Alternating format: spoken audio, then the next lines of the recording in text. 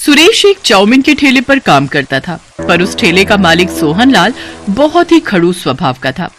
सुरेश जितना मर्जी अच्छा काम कर ले, पर फिर भी उसका मालिक कभी भी उससे खुश नहीं होता था। सुरेश रोजाना सुबह 9 बजे काम पर निकल जाता था और रात को 11 बजे घर आता था। इतनी मेहनत करने के बाद भी उसका मालिक हमेशा उसे किसी न किसी बात के लिए सुनाता रहता था। क्या बात है सुरेश, इतनी देर से ग्राहक खड़े हैं और तेरे से अभी तक एक चाउमीन नहीं बनी? ऐसे काम नहीं होगा, तू तो मेरा नुकसान करवा देगा।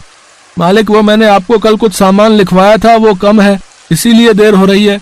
कहाँ रखा है सामान? आप दे दो, मैं जल्दी से बना दूंगा। तूने मुझे कब लिखवाया था सामान? मैंने तो कोई सामान नहीं लिखा, झूठ मत बोल।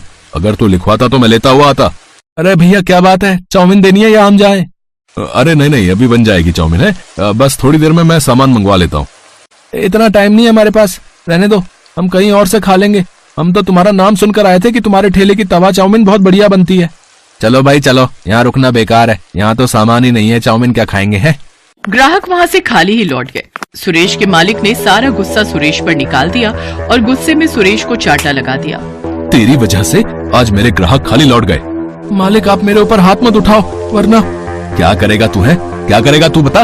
गरीब भिखारी, मेरे टुकड़ों पर पलने वाला, मेरे को आंखें दिखा रहा है। अरे तू नौकर है, मेरा नौकर। मैं चाहे तुझे मारूं या फिर तेरे साथ कुछ भी करूं, तुझे सब कुछ सहन करना पड़ेगा। मालिक, मुझे आपके पास नौकरी नहीं करनी, आप मेरा हिसाब कर दो, मैं नौकरी छोड़ रहा हूँ। क्या कहा? नौकरी छोड़ रहा है? अब इतनी जल्दी मैं दूसरा नौकर कहाँ से लाऊंगा? 1 रुपया भी नहीं मिलेगा। करना है तो कर, वरना बिना पगार लिए ही यहाँ से निकल जा। मालिक, आपने पिछले 2 महीने से मेरे पैसे नहीं दिए हैं, ये तो गलत बात है। मुझे जब आपके यहाँ नौकरी करनी नहीं तो आप मेरे पिछले पैसे दे दो ना। तेरे पास क्या सबूत है कि मैंने तुझे 2 महीने के पैसे नहीं दिए? जा कर ले जो करना है, मैं तुझे पैसे नहीं दूंगा। सुरेश बिना पगार लिए ही घर लौट आता है। तुम्हारे पैसे मार लिए, तुम्हारे ऊपर हाथ भी उठा दिया। अरे वो कैसा इंसान है। चलो तुम और मैं अभी चलते हैं। कैसे नहीं देगा वो पैसे? अरे पार्वती, वो इंसान ठीक नहीं है, उसके मुंह ना ही लगो तो सही रहेगा। छोड़ो, जाने दो। पर ये तो बहुत नुकसान हो गया ना, तुम्हारे हाथ में कोई काम भी नहीं है, घर का गुजारा कैसे होगा? पार्वती, मेरे हाथों में हुनर है, जिसकी वजह से मैं अपना खुद का काम शुरू कर सकता हूँ। बस मुझे थोड़े पैसों की जरूरत होगी और मैं थोड़े पैसे कमाकर फिर से ये काम शुरू कर दूंगा। सुरेश ने थोड़ी मजदूरी करनी शुरू कर दी ताकि वो पैसे कमाकर तवा चाउमीन का ठेला लगा सके। पर एक दिन, अरे पार्वती भाभी, अरे जल्दी चलो। अरे सुरेश भैया बिल्डिंग की सीढ़ियों से गिर गए हैं, उन्हें बहुत चोट आई है। क्या चोट आ गई? कहाँ है भैया?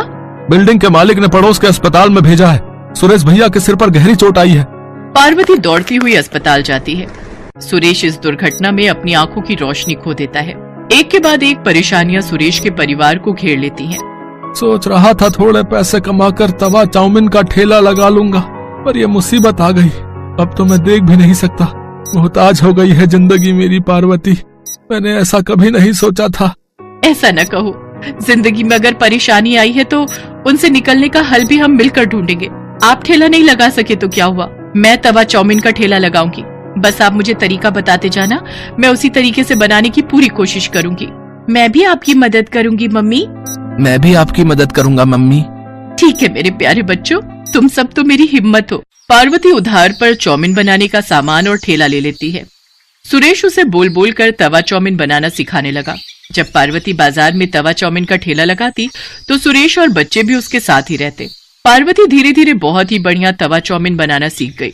ग्राहक भी पार्वती के ठेले पर आते तो तवा चाउमीन की बहुत तारीफ करते। सुरेश भैया, ये सब कब हुआ? आपको मैंने सोहनलाल के ठेले पर कई बार तवा चाउमीन बनाते हुए देखा है। आवाज तो जानी पहचानी लग रही है। पहले के ग्राहक मेरे बहुत अच्छे बातचीत वाले हो गए थे। क्या करूं भैया, मालिक ने अपने ठेले से निकाल दिया था।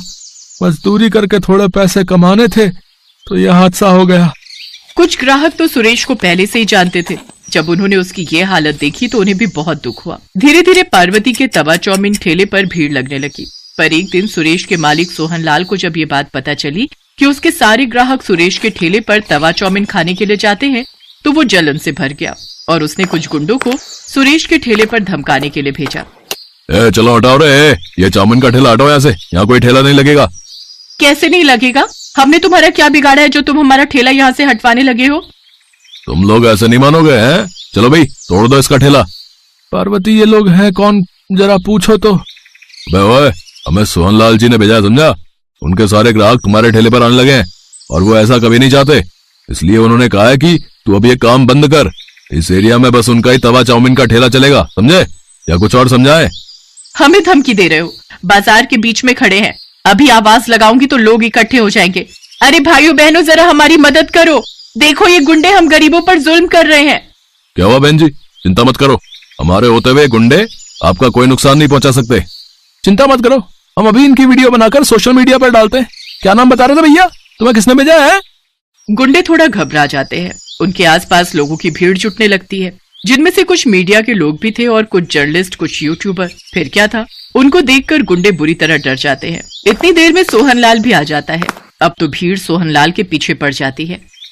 आप सब जानते हैं, इस बेईमान ने मेरे पति के 2 महीने के पैसे मार लिए और इन्हें नौकरी से निकाल दिया। आज मेरे पति की हालत इसी की वजह से है। सीधी तरह से इन गरीबों के पैसे लौटा दो, वरना तुम्हारा ये हाल होगा कि तुम सोच भी नहीं सकते। मैं एक न्यूज रिपोर्टर हूँ, भले ही आज मैं ड्यूटी पर नहीं हूँ, पर अपना फर्ज भली भांति जानती हूँ। सीधी तरह देते हो या तुम्हारे खिलाफ खबर छापूं?